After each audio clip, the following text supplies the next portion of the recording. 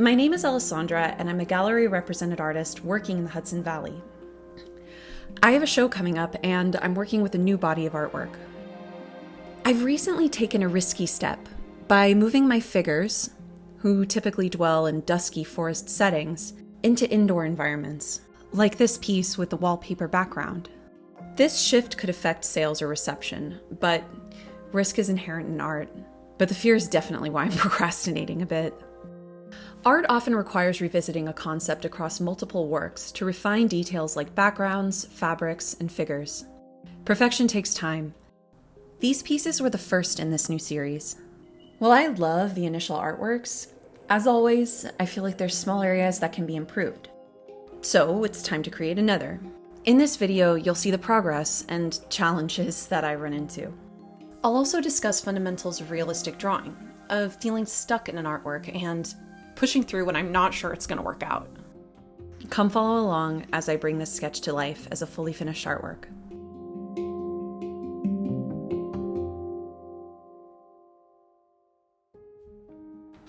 So the first step is laying out the paper and making sure the size is correct. I haven't really figured out a good way to do this except for putting the paper on the desk and just cutting it from there. Next, I need to reposition the paper to get it ready for drawing. Because I'm going to start with the face, I need it to be a lot lower.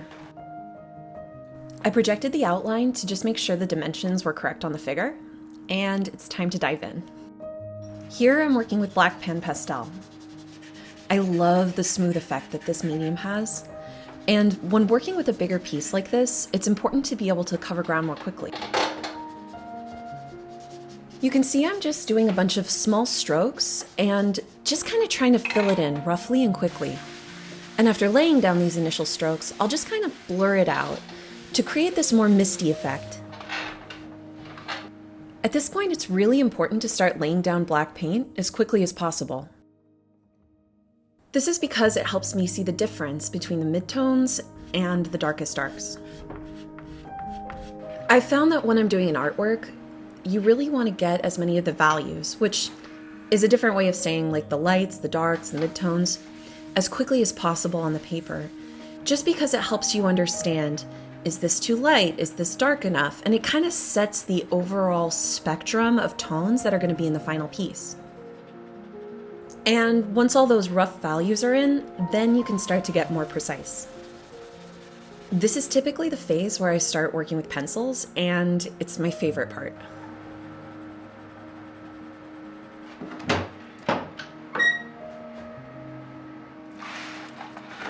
So, side note. One of the things I'm doing currently is contrasting the drawing quality of what I've done in the past with what I've done so far. On some of my recent works, I felt like my drawing quality could be a little bit better. So I'm trying to go extra slow here and pay really close attention to the midtones in particular, which are my nemesis. Midtones are any kind of shade in particular that are not the lightest lights or the darkest darks. They're the midtones. And they're where the magic lies in making really good work. So with this piece, I really want to focus on balancing those midtones properly.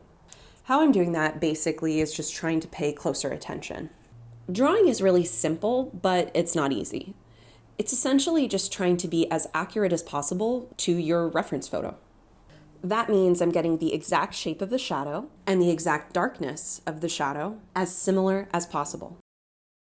That's it. That's all that drawing really is, just multiplied by 10,000 little shadows for every artwork. Anyway, I have the midtones and overall drawing in a good place now compared to my previous work. It's just a little better, which was what I was aiming for. So it's time to move forward to applying gold leaf. A lot of people are really intimidated by gold leaf, but the process is a lot simpler than everyone realizes. Essentially, you take this special glue called sizing, and you just take a simple paintbrush and paint it down anywhere you want the gold leaf to stick. Then you need to let it dry for just a little bit. In my case, I like to do about 20 minutes. Then you apply the gold leaf and brush away the excess.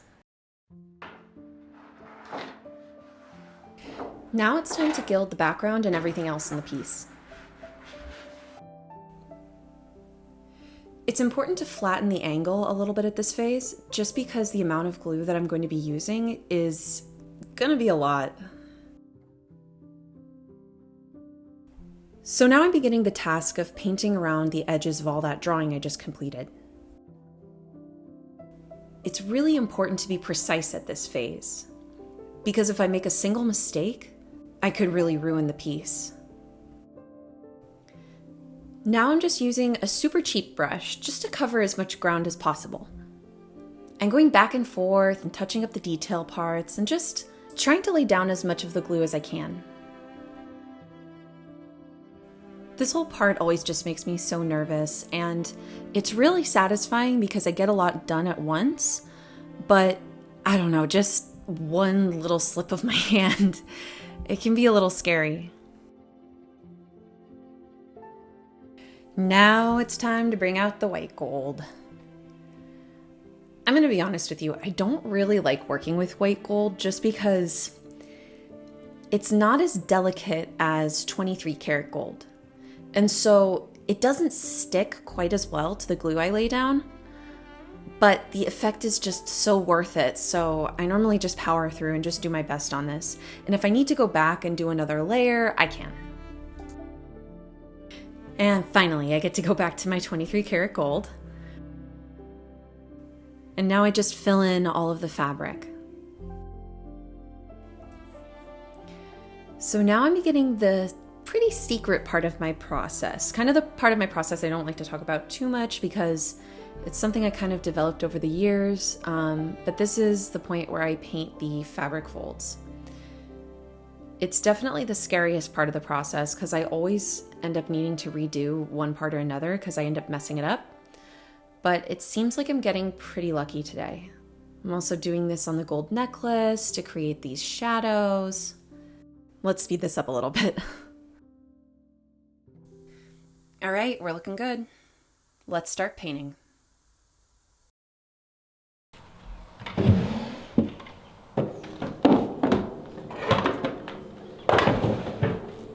So up until this point, a lot of the work on this artwork can be a little dissatisfying because I can't quite see what the finished work is going to look like.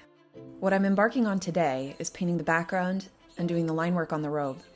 And this is my favorite part because this is where it's going to start to all come together, and I'm going to get a glimpse of what this piece is going to really look like when it's done.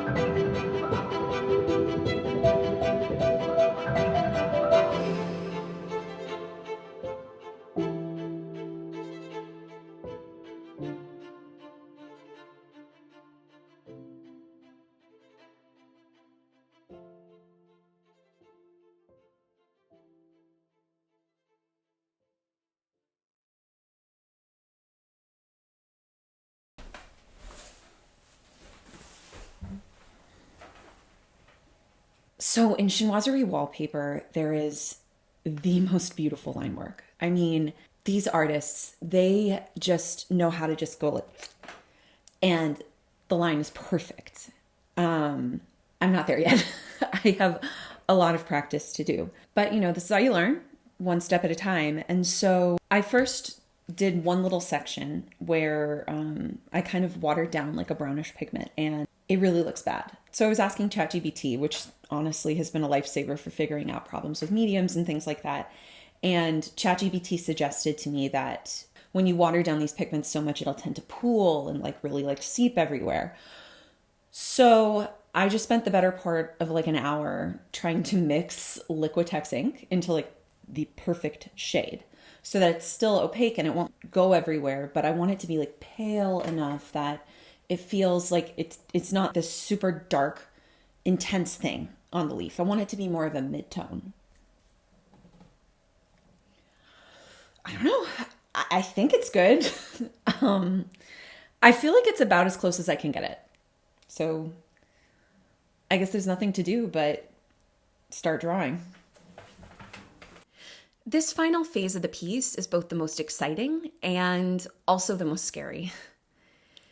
It's best practice to move slowly and methodically at this phase, letting myself get lost in all the lines and painting to be done. But I'd be lying if I didn't admit I'm feeling really impatient by now. Sometimes I feel like making my work is kind of like moving one grain of sand at a time to create a dune. Every grain of sand is just one pencil stroke, one eraser stroke, one paint stroke, one square of gold leaf. Tiny action after tiny action, thousands of them, adding up, hopefully, to something greater than its parts. After all those tiny movements, it can be nerve-wracking being near completion, because this is where it all comes together. I know this video is less than 20 minutes long, but I've been working on this piece for about a month, and this is where I finally get to see if this vision I've had in my head is coming to be. If it looks good. If it captures that feeling that I was aiming for. Did all of those little actions succeed? With this artwork, definitively yes. I wanted the sensation of an exhalation or of serenity, and I do feel this piece conveys that. Now I get to wrap it up and send it to the gallery in Chicago, and I'm on to the next artwork.